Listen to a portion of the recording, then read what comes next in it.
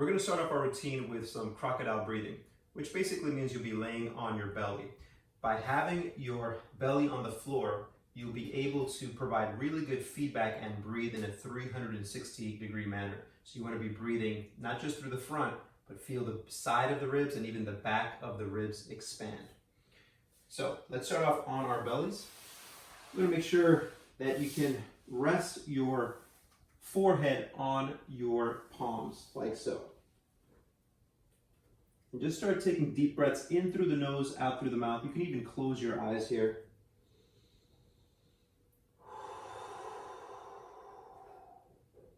A 360-degree breath, which means the back of the ribs expand.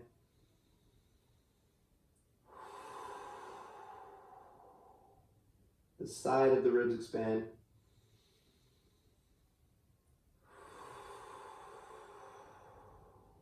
And your belly pushes into the floor.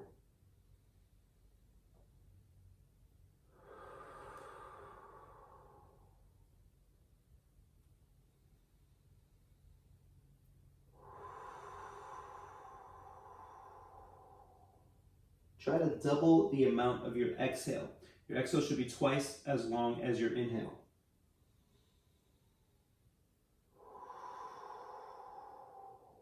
One more.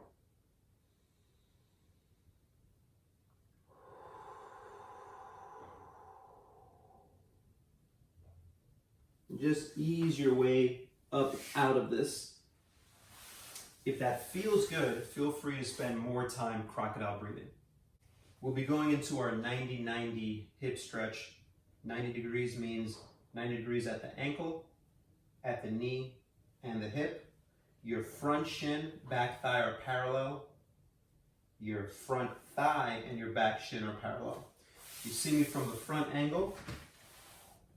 The outside of my front of my hip and the outside of my knee are also a straight line. And then I could also point a straight line from my knee to my ankle bone. Now come to this side. We're just going to take 5 breaths in this position, but let's get into the stretch first. Remember that you want to get your belly over the shin, over the knee, moving forward.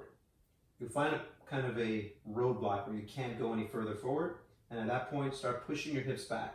Good visualization is imagine that you had a belt, someone grabbed that belt and is pulling it straight back. Now you should feel a stretch on the outside of that front hip, and we're going to take 5 breaths.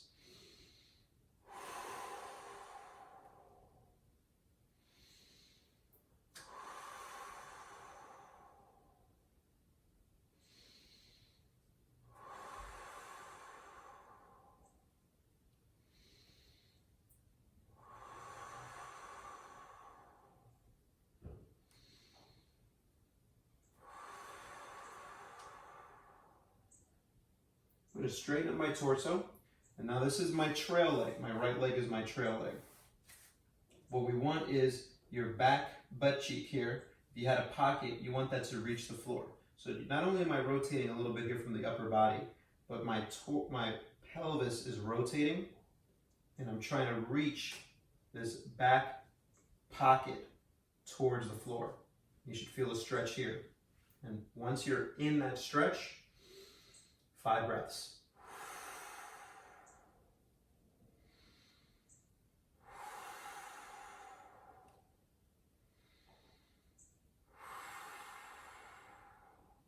Constantly, I'm applying gentle pressure into that stretch, so I'm not moving away from it. I'm always moving into it.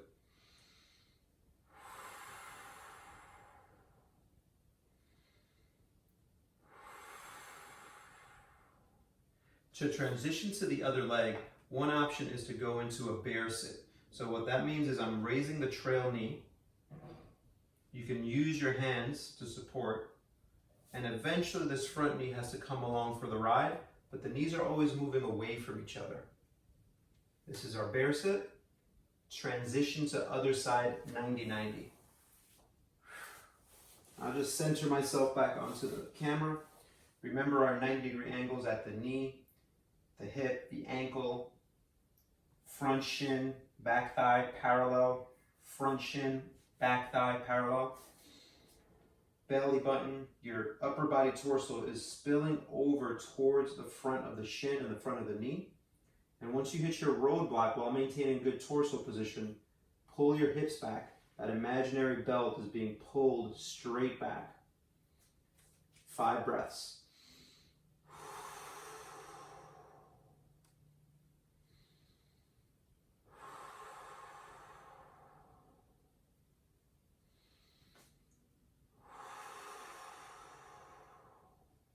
Continuously bowing the stretch, which is a tug of war of the torso moving forward while the lower body moves backwards.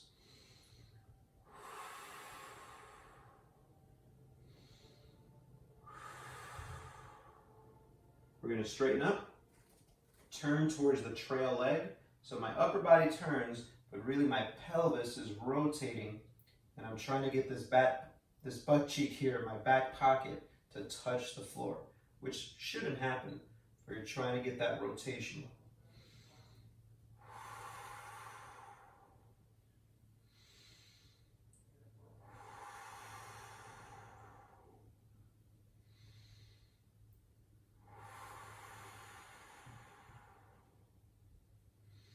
Continuously applying that pressure or rotation, but it's coming from the hips, from that pelvis.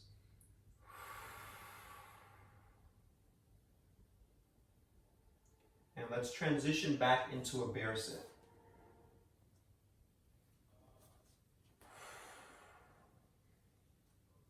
We're going to do some hip controlled articular rotation, some hip cars. The knee, it's going to be as if it were the point of the pen that's drawing the circle, but your hip is doing all the work. Let's get the wrists right under the shoulders, knees right under the hips, back nice and flat. You're going to bring your knee forward. Think of it as almost trying to come into the armpit without moving that low back. The next position is knee out to the side, as high as I can. And I'm going to rotate, foot starts going up to the ceiling, and then bringing it back, full hip extension. Rewind, heel goes up to the ceiling. Start bringing my knee out to the side, and then rotating, and bringing my knee forward and down. 2 more.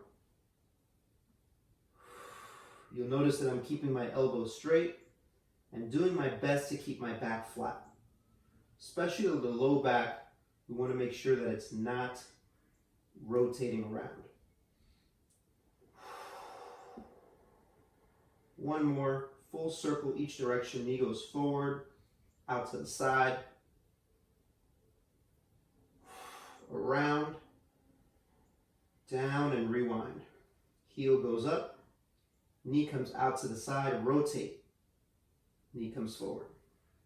I'm going to stay in this position so you can see what it looks like with the other leg, my left leg. Keeping my back flat, bringing my knee forward, out to the side, rotating the foot, heel comes up. It's almost impossible not to move the low back at all, but you really want to minimize it as much as you can.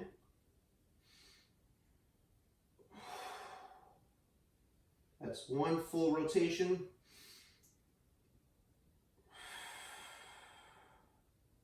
If I'm moving the left leg, the right elbow will want to bend, so make sure you keep that elbow straight.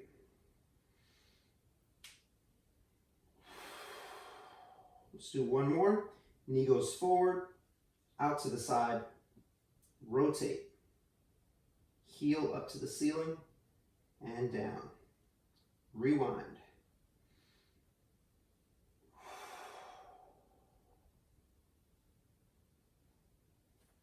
Now we're going to do an assisted stretch for the hamstring. I have an old belt here.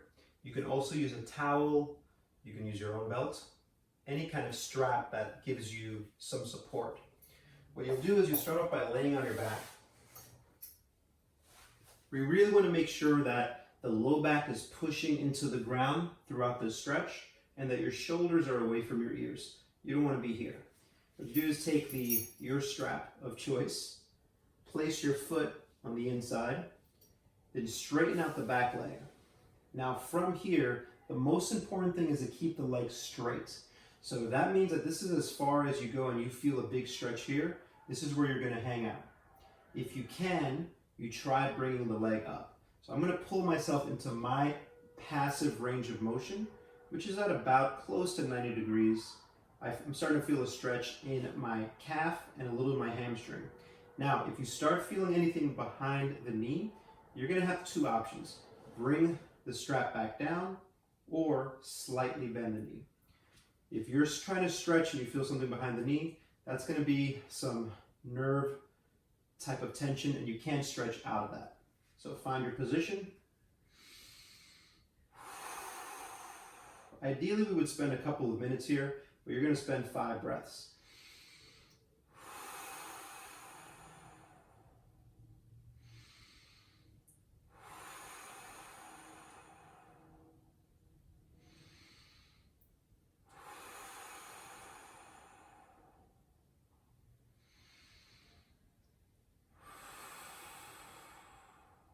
Now we're immediately going to go into leg lowering. So keeping the position on the top leg, you're going to bring the bottom leg to meet, and you're going to push your low back hard into the ground and exhale your leg down. 5 reps. Inhale. Most important part is that that low back stays on the ground. On the next leg, I'll show you a different option on how to make sure that leg stays straight. We're going to do 2 more. Pulling my shoulders away from my ears.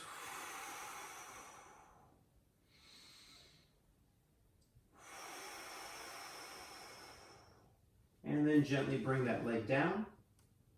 Switch legs. Now what I'm going to have is a yoga block.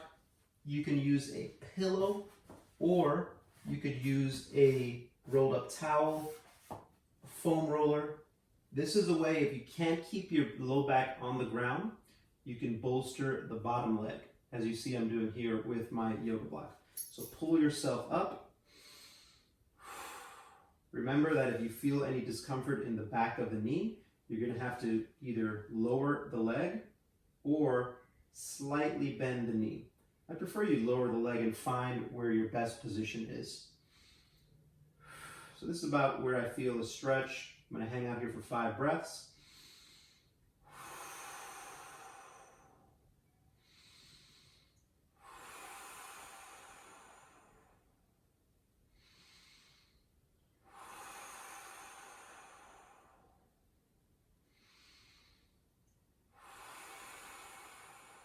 That's 5. Immediately going into leg lowering. And remember, you can have this bolster here to make sure that your low back stays on the ground. Drive my heel up to the ceiling, push my low back into the ground, ears away from the shoulder. Blowing the leg down.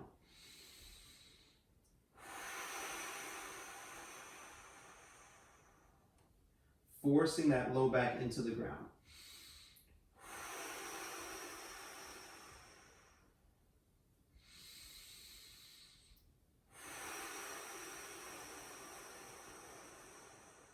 One more.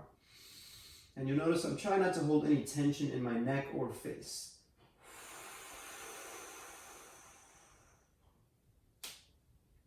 Slowly come out of the stretch. We're going to do regular hip bridges with 2 legs and also assisted 1 leg hip bridges. We'll do 5 of each. Setup here is important. You want to make sure that, as always, ears and shoulders move away from each other and your low back stays on the ground to start. I like doing hip bridges with the palms up so I can get some external rotation of the shoulder, thumbs push into the ground. Take a breath in. Exhale, push your low back into the ground. And now bridge. Continuing my exhale. That's 1, 2, 3. Each time I reset by pushing that low back into the ground. 4 and 5. Let's hold this top position. Really feel the contraction of your butt, your glutes. Remember what that feels like, because now when we go to one leg, it's going to be significantly harder to maintain that contraction on the down leg. I'm going to raise my right knee, clasp my hands over the knee, and just keep that knee flexed above the hip. I'm going to maintain this hip flexion on the top leg as my down leg goes into full hip extension. We'll do this for 5 reps.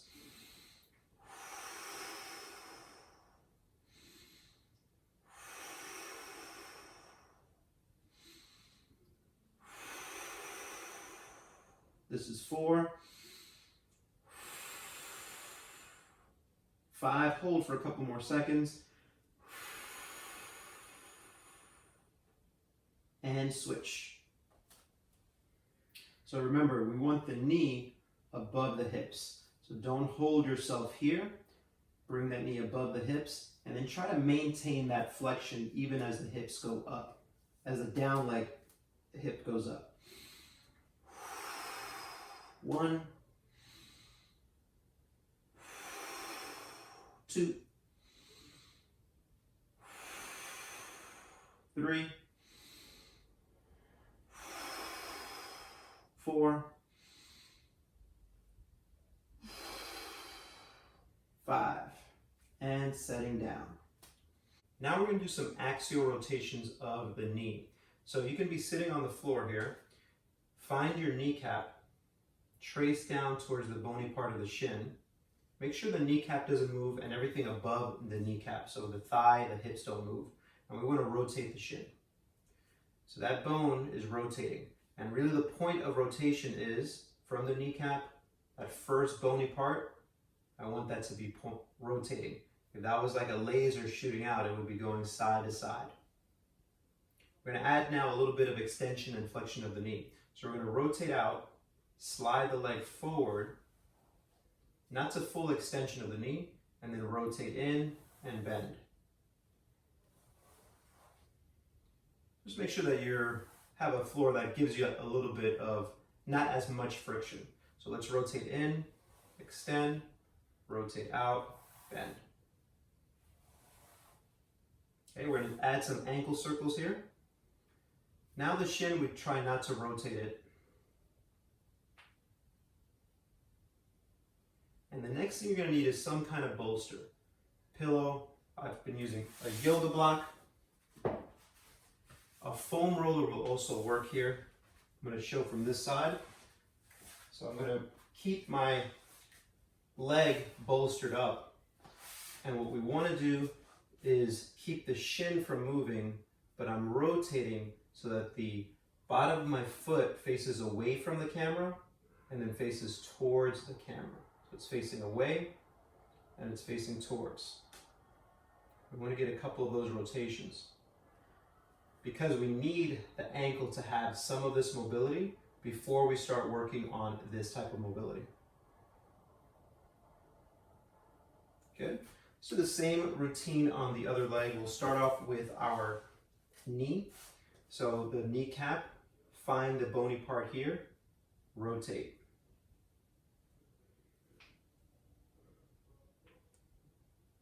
Then we add the extension and flexion. So we rotate out, straighten out the knee a little bit, not completely locked out, and then rotate that shin in, bend.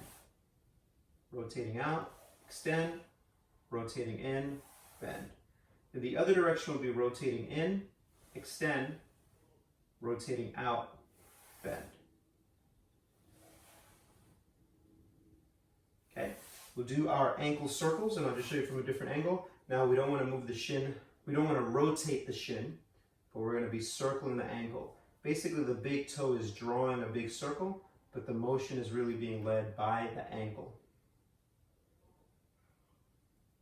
Okay, and now we want to get what we call inversion and eversion of the ankle. You'll want to bolster your leg up using a yoga block. Again, foam roller would work. So the bottom of my foot, I'm turning away from the camera, and the bottom of my foot, I'm trying to make it turn towards the camera without moving the shin bone.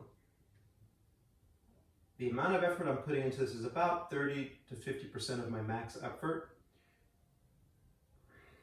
So on a scale of 1 to 10, I'm about anywhere from a 3 to a 5 of trying to get this rotation going.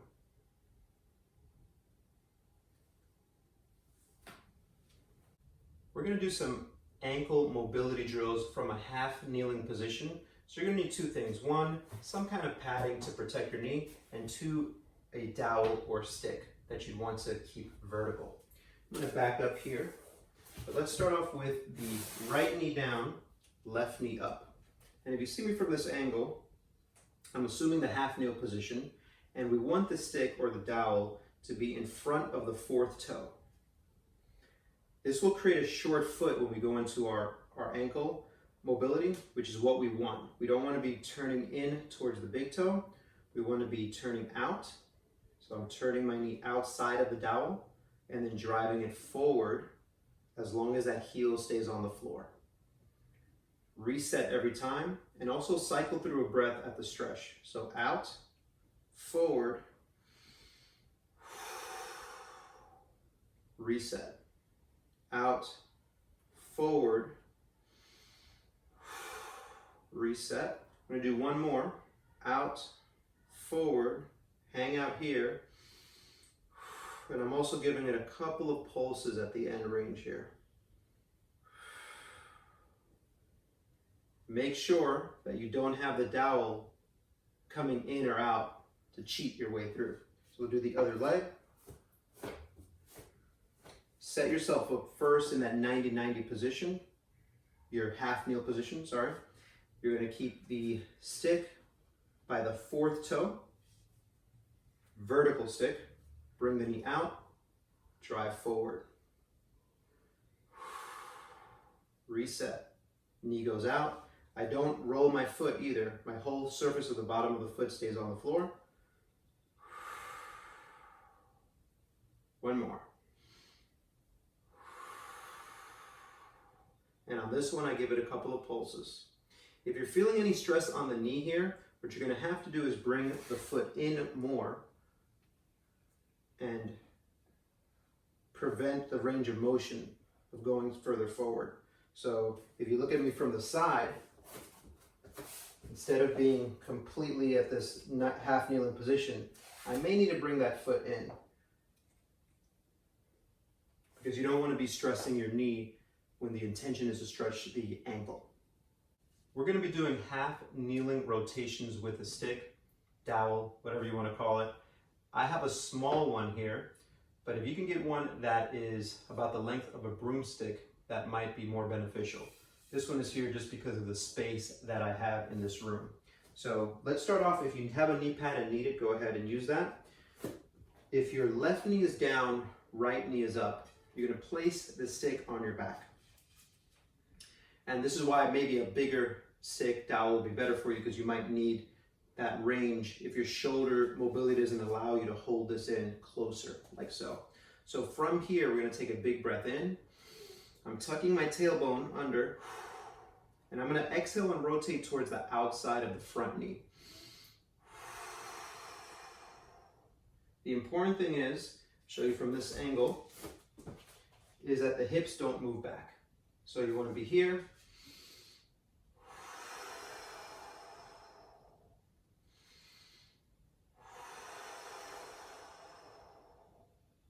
The stick allows you to put a little bit more force to rotate that upper body.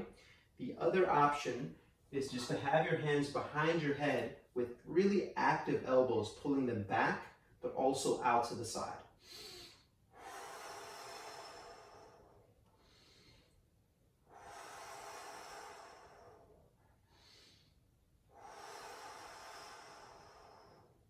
Once you find you're in your full range of motion, I'll show you from this angle. We want to hang out there for a cycle of 2 to 3 breaths. So this is my full range. It took me 3 to 5 breaths to get there. I spend 2 or 3 breaths in there. And then we go to the other direction. And I'll do the same thing, show you with the stick and without. So let's take a couple of breaths with the stick. Again, this is probably a little bit easier to get that rotation, really that feeling of rotation if you've got a longer stick. Tuck your tailbone, squeeze your butt, abs are braced.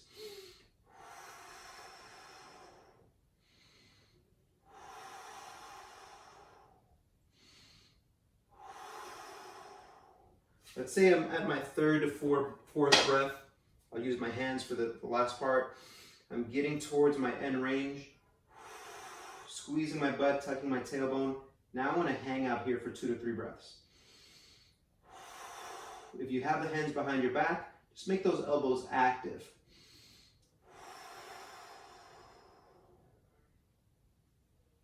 And that's the half kneeling thoracic rotation. We're going to do some single leg deadlift variations with a stick for the assist. So you can take the stick, place it behind your back. Make sure you have 3 points of contact once it's there. It's going to be your head, your upper back, and then your tailbone or right by your butt. Maintaining those 3 points of contact will make sure you have the right posture. And we're going to start off with our feet together with a regular hinge, 2-leg hinge, but the feet together. We want to make sure that we sit the hips back, maintain those 3 points of contact. My shoulders are above the hips and my hips are above the knees. So I'm trying to make a sharp V position with my body. The exhale, the inhale, exhale is inhale as you go back, exhale as you stand up. Now we're going to transition into single leg and we're going to get multiple variations here. The first one is keeping the left foot flat on the ground. You're going to raise the right heel. That'll transition a little bit more weight towards that left leg, but it's really important to not keep the left leg straight on the bottom position. So another way of doing this is with the feet down, both feet down, you sit back, raise the right heel, and then stand up. Then the next progression would be heel up at the top, sit back. You can progress this further by sliding the right leg back.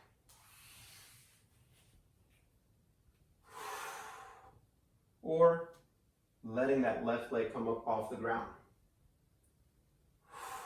Most important part, again, is that that stick maintains those 3 points of contact. So we're going to do it now facing with the other side. If I'm here, I want to make sure that my feet are together to start. When I hinge, 3 points of contact, shoulders above the hips, hips above the knees, exhale to stand. The next step is sitting the hips back, raising the heel, standing up, then starting with the heel raised, back to both feet on the ground, hinge, raise the heel, slide the leg back, stand up, both feet on the floor, sitting back, raise the heel, lift the leg, straight back, stand. We want to work to about 5 reps on each leg.